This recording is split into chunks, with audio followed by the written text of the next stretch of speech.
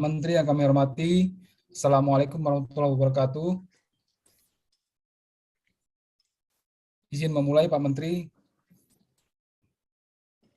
Bapak dan Ibu yang hadir pada kesempatan kali ini, yang tidak dapat kami sebutkan satu persatu, yang tinggi tidak kami sebutkan jabatan, yang rendah tidak kami sebutkan nama. Pada kesempatan pagi ini kita mendapatkan kehormatan untuk ngobrol bareng dengan Pak Menteri pada acara dalam rangka rangkaian Hari Agraria Nasional dan Tata Ruang tahun 2021. Adapun rangkaian acara Hantaru ini akan dimulai besok hari, yaitu dengan upacara pada tanggal 24 nanti, dimulai di Jakarta dan kemudian juga dilaksanakan di daerah masing-masing, dan kemudian puncaknya nanti pada tanggal 8 November tahun 2021 ini. Dan di sela-sela tersebut juga ada acara-acara syukuran berupa olahraga, hiburan, dan lain-lain yang merupakan satu kesatuan, termasuk acara webinar dan dialog yang merupakan inti dari kegiatan dari Hantaru 2021 ini. Nah, kemarin kita sudah melakukan pre-session dengan penyerahan sertifikat redistribusi, dan saya kira ini juga salah satu yang kita syukuri dalam rangka pencapaian kita melaksanakan Undang-Undang Pokok Agraria. Tidak berpanjang lama, kami mempersilakan Pak Sekjen untuk memandu acara pada hari yang berbahagia ini pada tanggal 23 September 2021 ini. Monggo Pak Sekjen, silakan. Terima kasih. Assalamualaikum warahmatullahi wabarakatuh. Salam.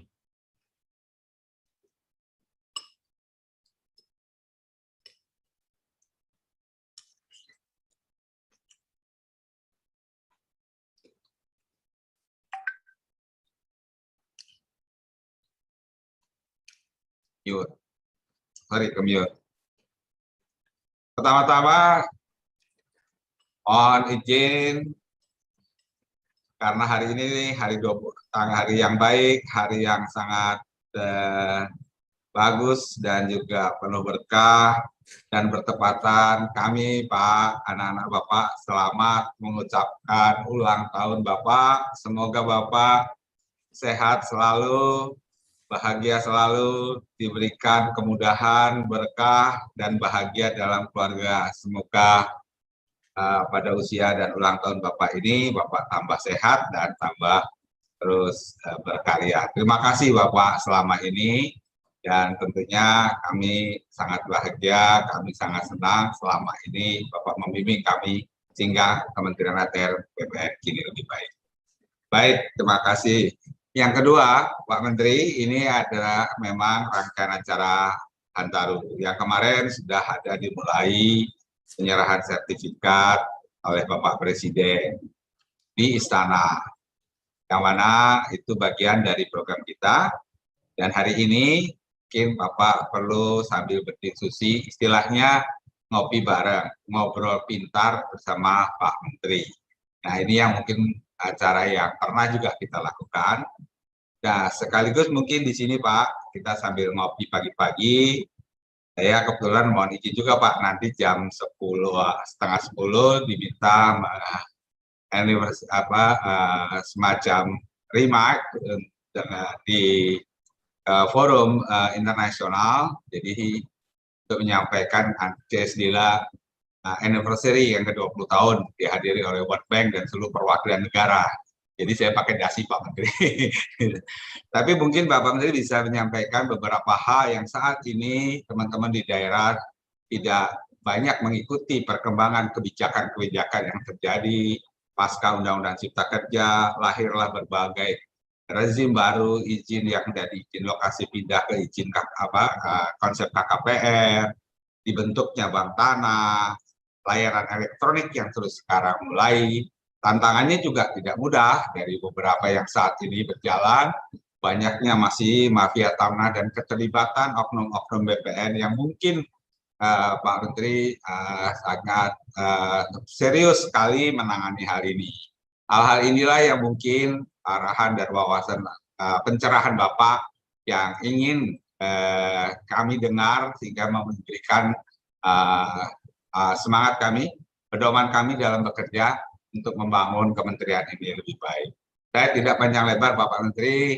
Kami sekali lagi mengucapkan selamat ulang tahun. Semoga Bapak sehat selalu, panjang umur, penuh berkah, dan bahagia selalu, Pak. Demikian, mohon arahan dan juga pencerahan Bapak pagi-pagi ini sambil minum kopi bersama. Terima kasih. Wassalamualaikum warahmatullahi wabarakatuh. Waalaikumsalam warahmatullahi wabarakatuh. Rasanya ngopi ini, minum kopi tidak bersama-sama, minum kopi masing-masing. Iya, Pak.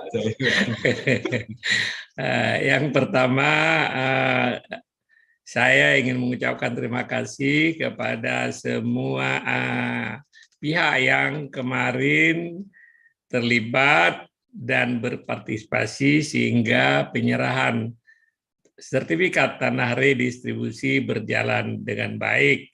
Alhamdulillah. Presiden senang, masyarakat pasti senang juga. Walaupun angka kemarin dari segi statistik, kebiasaan kita kalau PTSL jumlahnya jutaan, tetapi ini adalah sebuah terobosan yang bagus sekali.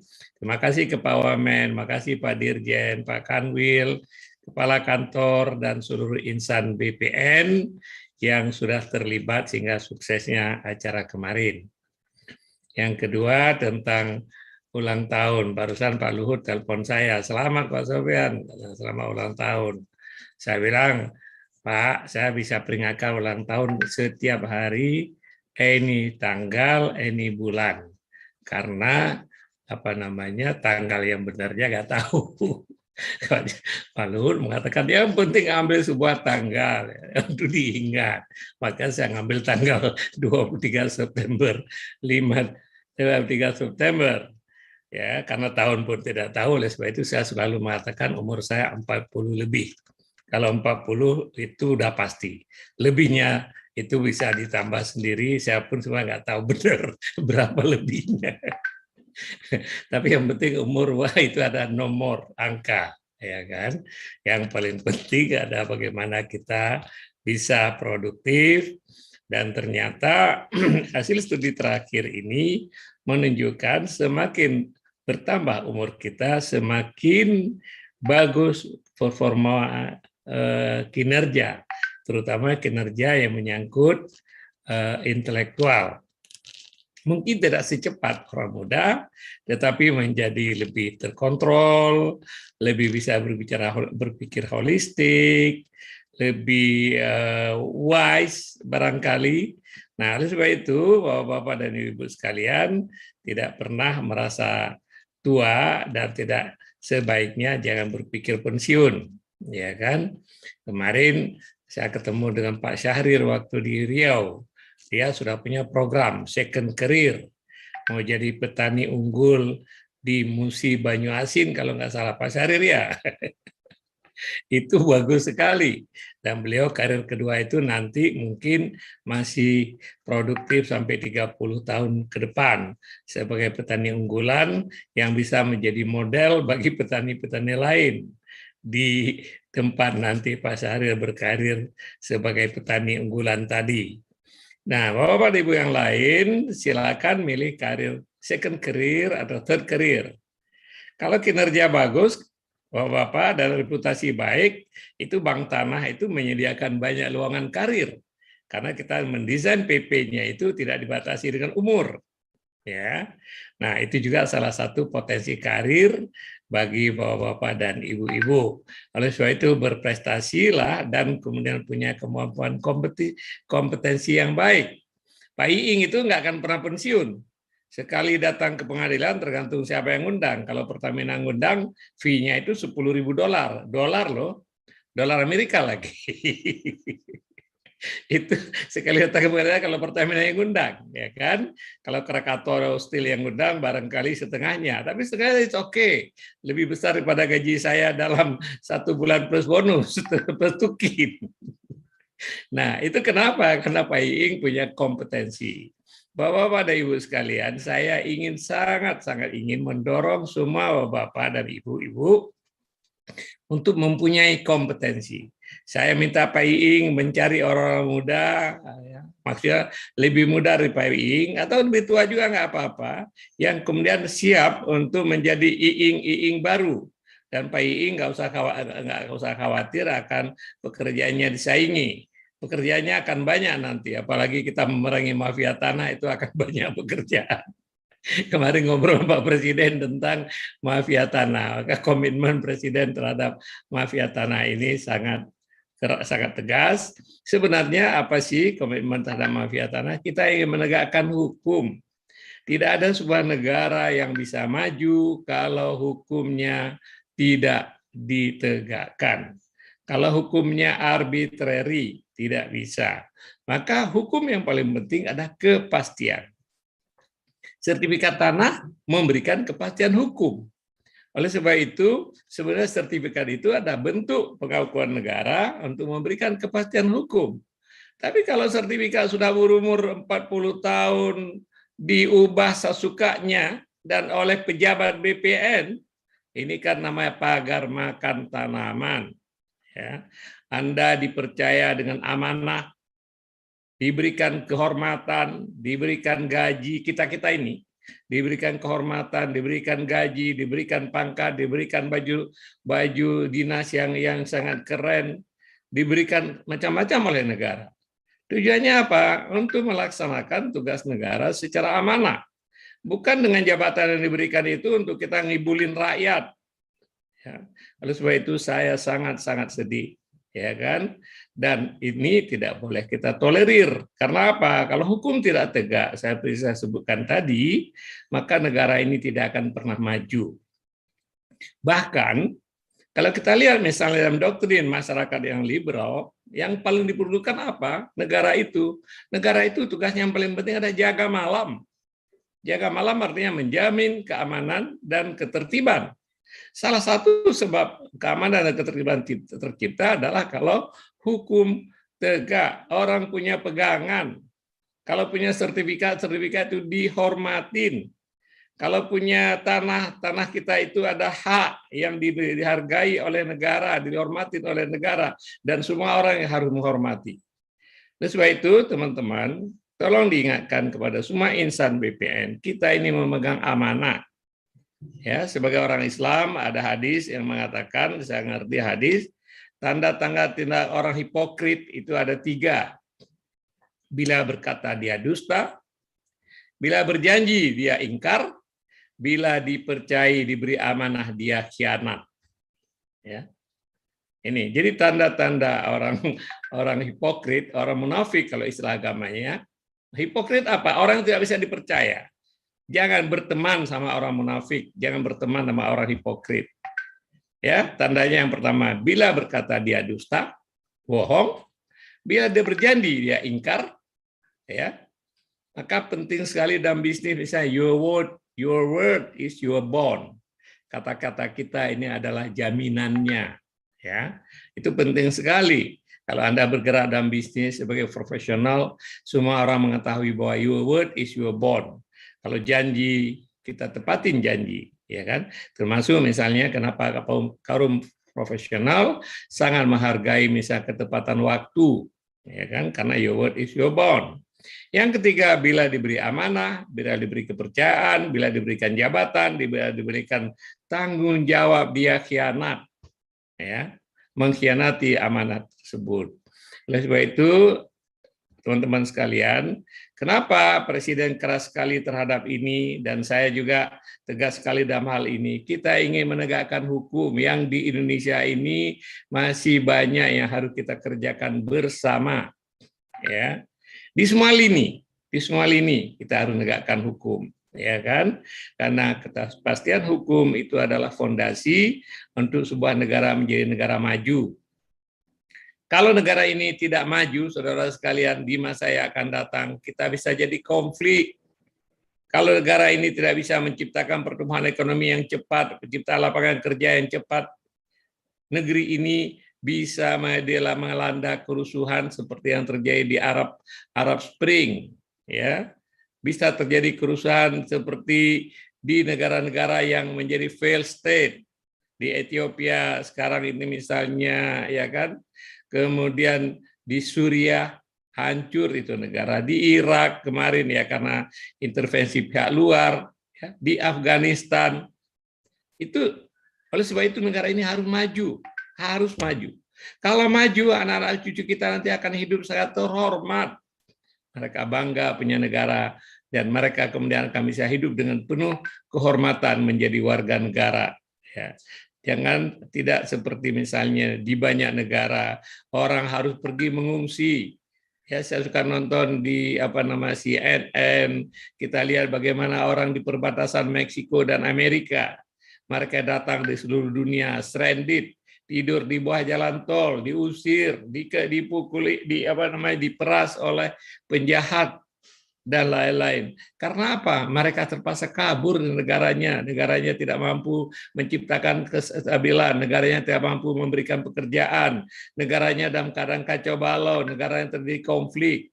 Mereka datang. Alhamdulillah, tidak ada orang Indonesia di kalangan itu. Alhamdulillah, betul. Tapi Anda dengar dari negara lain dari mana? Ya, dari mana-mana itu. Ya, ada YouTube, Anda lihat trail ya, ada wartawan mengikuti lewat trail perjalanan mulai dari dari Panama atau apa itu lewat hutan menuju ke Meksiko dan kemudian menuju ke Amerika. Bagaimana mereka pertaruhkan nyawa? Ya ampun, kenapa mereka terpaksa begitu? Karena tidak ada hope di negaranya.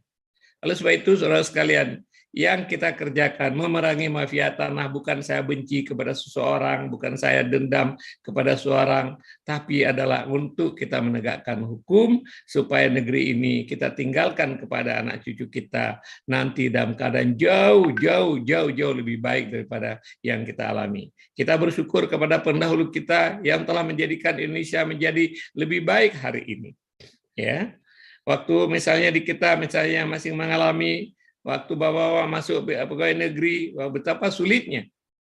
Ya, waktu saya dulu baru masuk jadi pegawai negeri golongan 2A, gaji cuma 12.000 rupiah, tambah beras 10 kilo digotong-gotong tiap akhir bulan.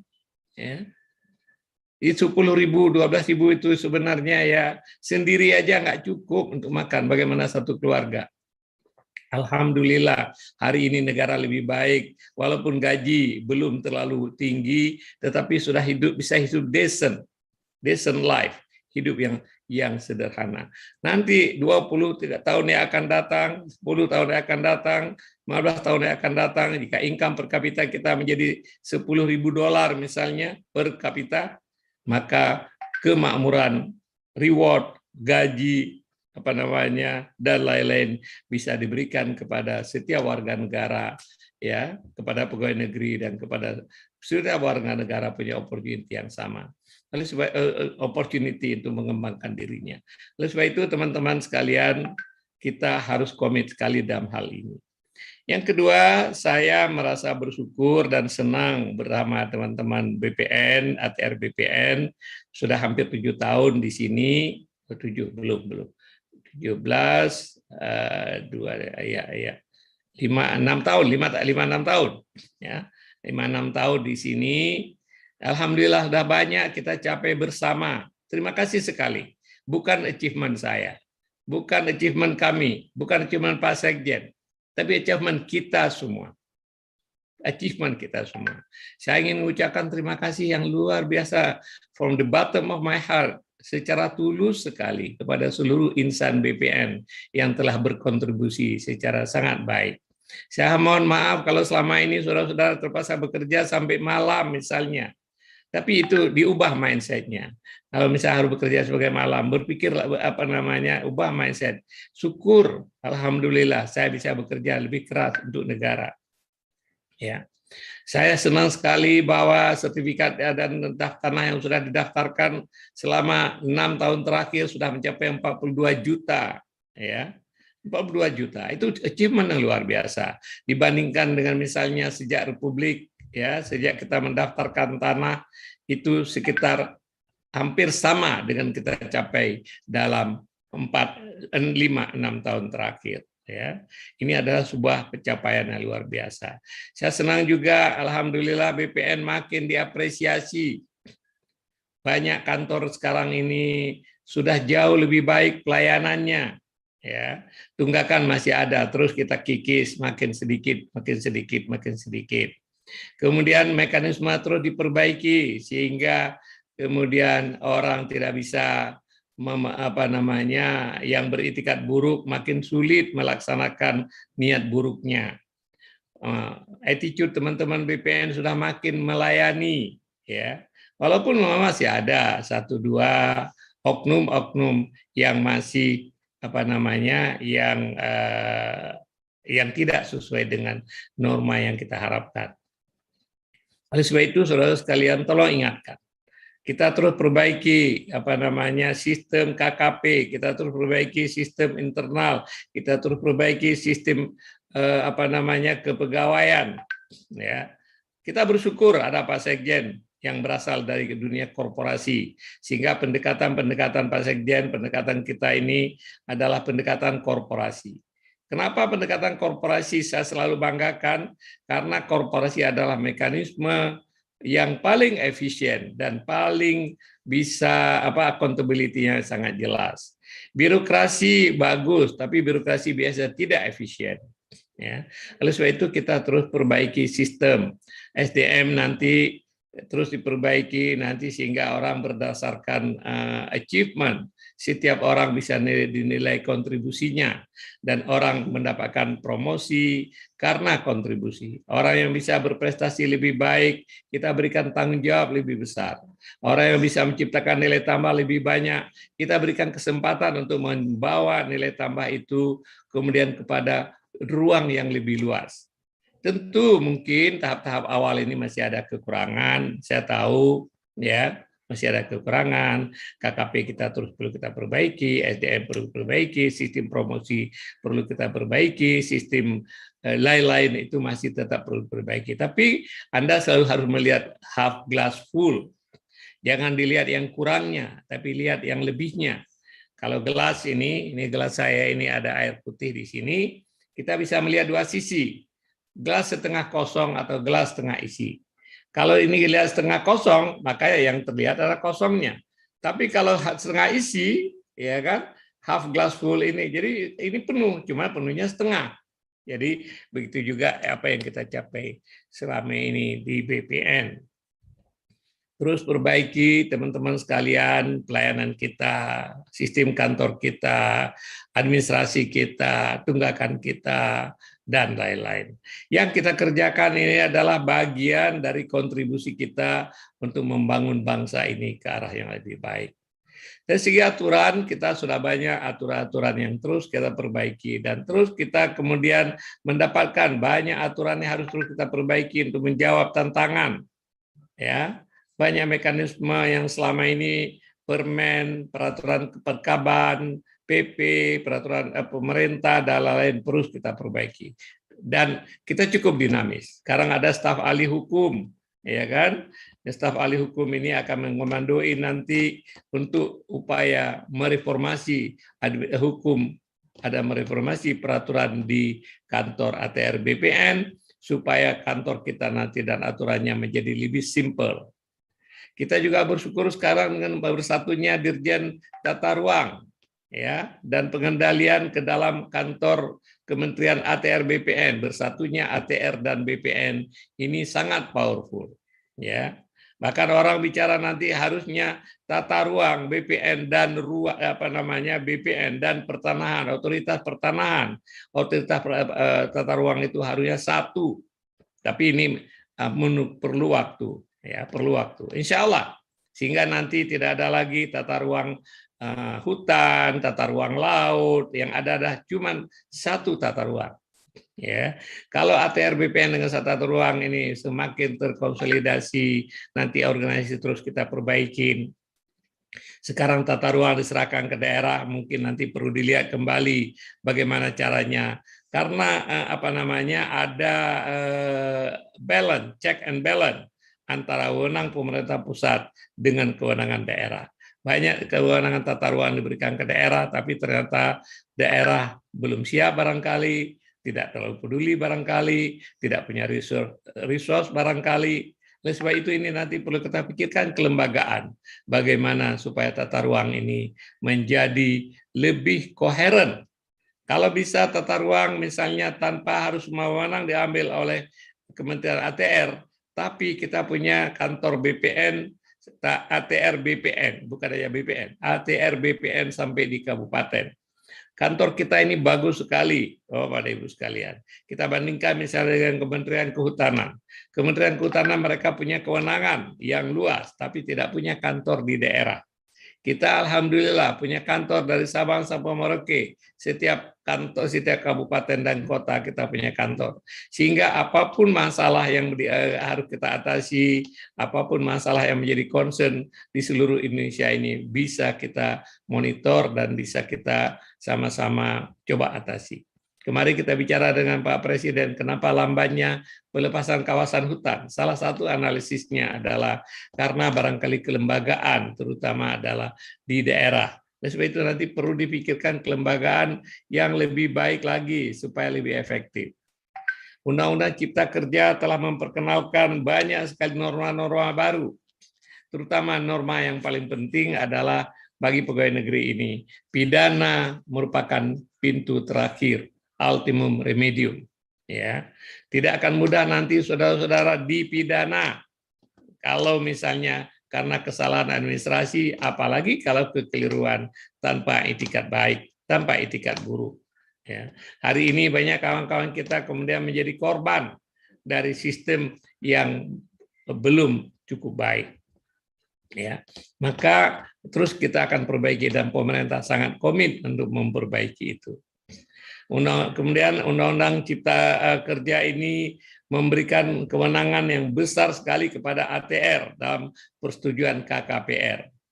Di satu pihak itulah kewenangan yang luar biasa, tapi di pihak yang lain merupakan tantangan yang luar biasa. Mampu nggak kita menjawab kewenangan yang diberikan ini, amanah yang luar biasa ini? Kita tanggung jawab dan kita deliver dengan penuh tanggung jawab.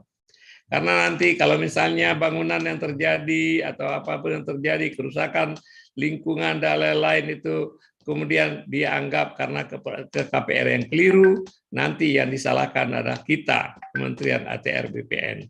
Karena kita yang memberikan fatwa KKPR. Oleh sebab itu teman-teman kembangkan terus mekanisme. Walaupun saya yakin bahwa untuk perfect masih jauh, tapi makin hari makin baik bagaimana mekanisme kita menetapkan KKPR misalnya. Ya. Dari kemudian juga pengendalian. Saya ingin ya pengendalian ini karena pelanggaran tata ruang yang banyak sekali ini kita harus lebih tegas lagi. Beberapa kasus kita menertibkan di Kerawang, menertibkan di Bekasi.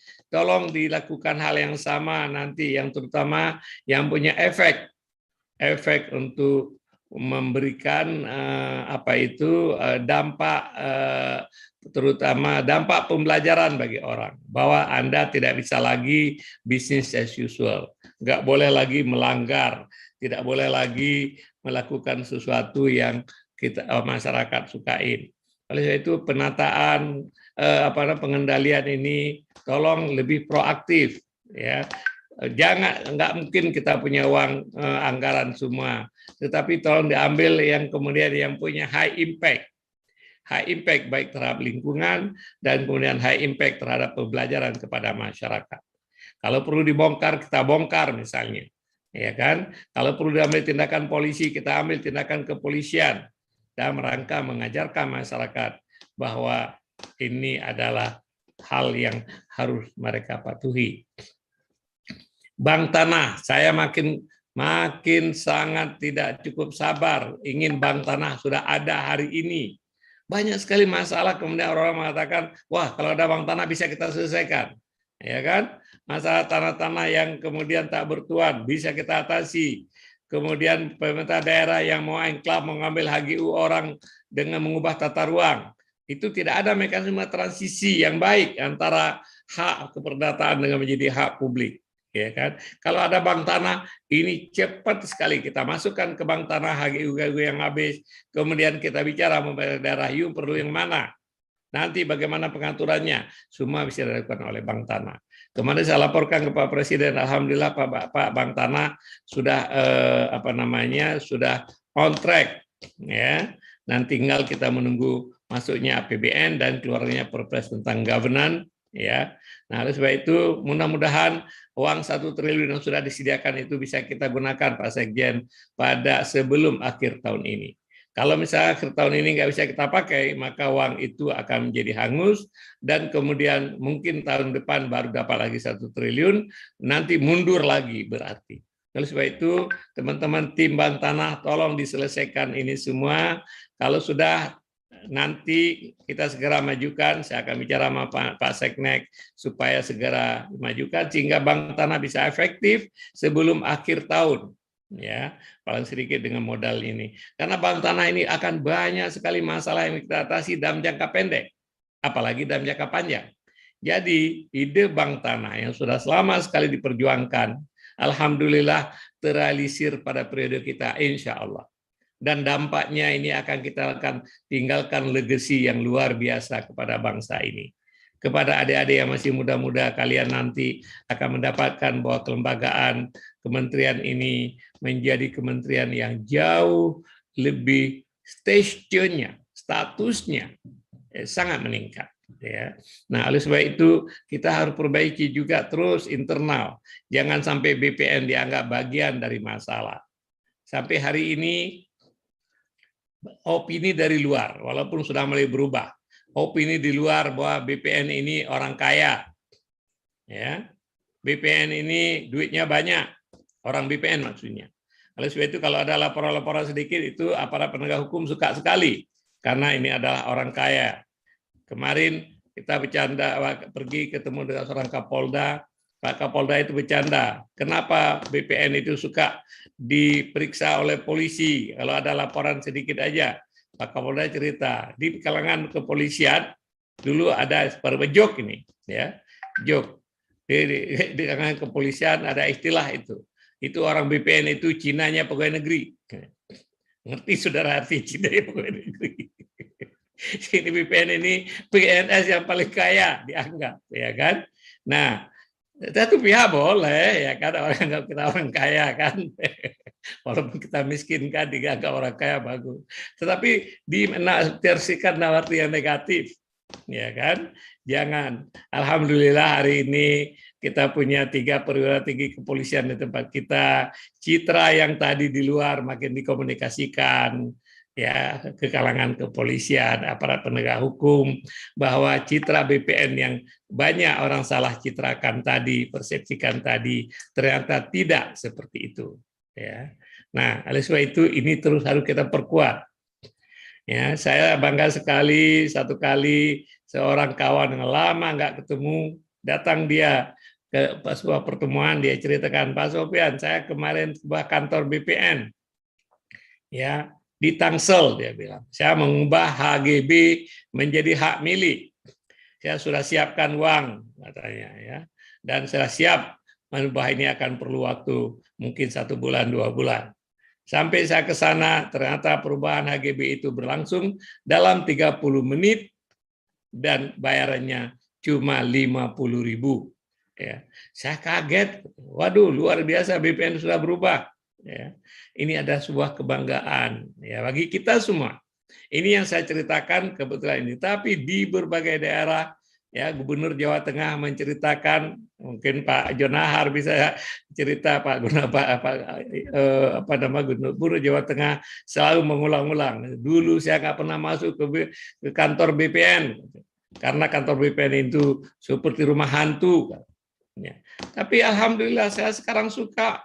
Ya, atas hantaru kita beliau datang, artinya citra BPN makin hari makin baik. Terima kasih sekali kepada semua insan BPN yang telah berbuat yang baik untuk bangsa ini. Ya, saya tidak ada apa-apanya. Semua achievement itu adalah achievement Anda. Semua kredit kembali kepada Anda. Saya cuman yang datang sebentar, kemudian ingin saya adalah kehadiran saya ini meninggalkan impact yang baik. Ya, itu aja. Saya bisa pergi sebentar lagi, saya tidak tahu di sini itu kewenangan presiden saya bisa ada reshuffle, bisa apa namanya. Tetapi kantor ini di bawah dengan stewardship Anda sendiri, dengan kerja Anda sendiri harus menjadi makin hari makin baik dan makin baik. Yang kedua, hal yang lain lagi, sebenarnya kalau kita melayani masyarakat dengan baik, saudara sekalian, ya, itu akan membuat dampak kepada kita sendiri. Saya sangat percaya dengan karma, ya. Karma itu banyak orang menafsirkan seolah-olah cuma keimanan orang Hindu, bukan. Karma itu dalam Islam namanya sunnatullah. Karma adalah hukum universal, hukum alam. Anda berbuat baik akan memberikan hasil yang baik. Anda berbuat tidak baik akan membawa hasil yang tidak baik. Hasil yang baik itu Anda berbuat sesuatu itu akan memberikan reward. Ya, reward langsung kepada Anda, atau reward itu secara tidak langsung kepada anak Anda, kepada keluarga Anda, kepada teman Anda, kepada masa depan anak kita. Itu rewardnya. Karma baik, karena kita berbuat baik. Begitu ya karma buruk. Nggak ada hal yang Anda bisa sembunyikan. Ada orang BPN, saya tidak tahu, dia sudah meninggal kemarin kena COVID. Ya kan? Sekarang semua masalah yang terjadi hasil audit investigasi menunjukkan dia akalnya, katanya. Dia yang otaknya. Mudah-mudahan itu adalah di-blame oleh orang yang tinggal, yang hidup. Ya kan? Bukan karena kesalahan yang bersangkutan. Tapi kita nggak bisa minta tanggung jawab, orang sudah mati. Ya. Nah, jadi saudara sekalian, hari ini tidak ada apapun yang kita tinggalkan itu yang tidak traceable, yang tidak bisa di-trace. Ya. Oleh sebab itu, saudara sekalian, mari kita berbuat baik. Dengan begitu akan mendapatkan karma yang baik. Ya. Hukum karma tadi adalah baik menghasilkan baik, buruk menghasilkan buruk. Yang baik, kantor Pak Sekjen kebakaran tuh, berasap tuh kelihatan. Saya ingat itu waktu kecil dulu Pak Sekjen, ada cerita bergambar katanya. Ada orang Eropa pergi ke Latin Amerika atau kemana, di sana mereka nggak kena rokok. Jadi orang Eropa lagi merokok. Kemudian ada pembantu orang lokal, orang pribumi. Tuh dia lihat bapaknya kebakaran, dia ambil ember, dia siram. Karena kasihan tuannya kebakaran. Ya. Jadi teman-teman sekalian, karma itu harus diingat. Itu sunnatullah, itu hukum alam. Ya, maka orang misalnya yang percaya betul dengan karma, terutama saya suka menceritakan tentang orang Hindu, orang Jain di India, Jainism, ya, itu suatu versi daripada Hindu di India yang sangat mementingkan kebersihan hati, kejujuran, ya, tidak boleh karena mereka takut sekali. Doktrin mereka lah, anakku jangan kau kotori jiwamu. Karena kalau kotori jiwamu, nanti akan datang karma menghantuimu. Ya. Nah, apa itu yang mengotori jiwa? Bohong, tidak jujur, malas, dan lain-lain. Sehingga orang Jain itu terkenal paling jujur, paling kerja keras, paling dapat dipercaya. Tahu nggak impact-nya, saudara sekalian? Orang Jain adalah secara ekonomi yang paling maju di India. Orang kaya banyak sekali orang Jain. Yang sukses dalam berbagai hal ada orang Jain. Ya. Bahkan perdagangan berlian di Antwerp, Belgia, Antwerpen di Belgia, itu sejak tahun 1200 itu dikuasai oleh orang Yahudi. Pada tahun 70-an orang Jain mulai berbisnis berlian di Antwerp. Hari ini mungkin sudah 95% bisnis berlian di sana dikuasai oleh orang Jain. Kenapa? Karena orang Jain tadi mempunyai mental yang bagus, attitude yang bagus, karma yang baik. Ya. Jadi teman-teman sekalian, ini ulang tahun Hantaru pada tahun ini, kita akan peringati dengan sebuah rangkaian kegiatan. Ya, mulai hari ini kita ngopi masing-masing, ya, ngopi masing-masing. Tapi nanti mudah-mudahan kita bisa kopi bareng betul kalau COVID ini sudah mulai berakhir. Saya tetap yakin COVID ini akan berakhir sooner or later. Semakin cepat semakin baik karena dampaknya luar biasa bagi sebagian saudara-saudara kita dan bahkan dampaknya di seluruh dunia. Garuda kesulitan, PLN kesulitan misalnya. Ya, belum lagi kita bicara UMKM, ya, orang-orang kecil. APBN kita membengkak luar biasa, utang bertambah gara-gara kita harus membiayai COVID ini. Mudah-mudahan kita berdoa, kita berusaha, kita mencegah supaya COVID ini cepat berakhir. Mudah-mudahan Hantaru kali ini akan membuat membuat kita bisa lebih bernafas lega, ya. Nah, jadi upaya peringatan Hantaru ini adalah waktu kita mengevaluasi apa yang sudah kita capai, apa yang perlu terus kita perbaiki, dan bagaimana kita melangkah ke depan. Saya pikir itu yang bisa saya sampaikan teman-teman sekalian untuk pagi ini. Mungkin terlalu banyak ceramah ini, tapi ceramah dalam rangka mengajak semua teman-teman untuk kita makin hari makin baik, gitu ya. Kalau ada kekurangan silakan sampaikan. Kalau ada input silakan WA misalnya. Nomor saya Anda tahu semua, saya terima WA dari siapa saja, ya kan. Bahkan ada orang yang karena lama sekali nggak dapat perhatian karena jauh di ujung sana, dia WA saya, kita evaluasi. Jadi Anda terbuka, WA kepada saya boleh, ya kan, asal yang Anda sampaikan adalah kebenaran dalam rangka kita perbaiki organisasi kita ini. Ya, tentu tidak semua WA nanti hasilnya seperti yang diharapkan, ya kan. Nanti kita akan lakukan evaluasi, lakukan peninjauan kembali apa yang perlu diperbaiki. Prinsipnya adalah organisasi kita, BPN kita, ATR kita cinta ini semakin hari semakin baik. Terima kasih Pak Sekjen, terima kasih semua teman-teman sekalian. Mohon maaf kalau ada hal yang tidak berkenan. Baik, terima kasih Pak Menteri atas arahannya, dan pada kesempatan kali ini kita mendapatkan arahan yang komprehensif, lengkap, perjalanan yang sudah kita lalui, paling tidak selama 5 tahun, 6 tahun terakhir ini, yang banyak perubahan yang Pak Menteri introduksi kepada kita, dari mulai prestasi, kemudian cara kerja, kemudian attitude, dan termasuk juga hal-hal positif lainnya yang tidak lupa kami juga catat tadi Pak Menteri sampaikan. Mudah-mudahan ini menjadi bekal kami sebagai generasi yang akan melanjutkan kepemimpinan BPN atau BPN ini di masa depan. Sekali lagi Pak Menteri, selamat ulang tahun, dan kami ucapkan terima kasih atas arahannya.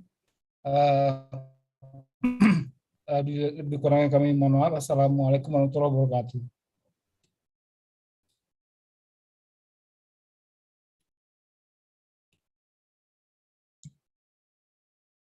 Bu Yuli, silakan lanjut barangkali sambil acara ini. Terima kasih sudah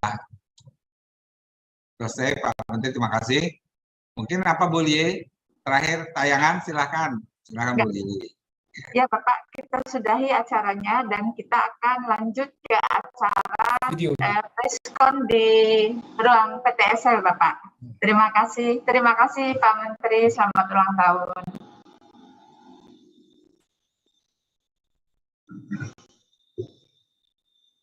Izin, terima kasih, acara sudah selesai Bapak Ibu sekalian. Terima kasih Bapak Menteri, terima kasih Pak Sekjen, terima kasih seluruh pimpinan dan seluruh kanwil rekan dan para undangan lainnya. Terima kasih, mohon dapat live acara, kita akan lanjutkan di acara yang lain. Terima kasih.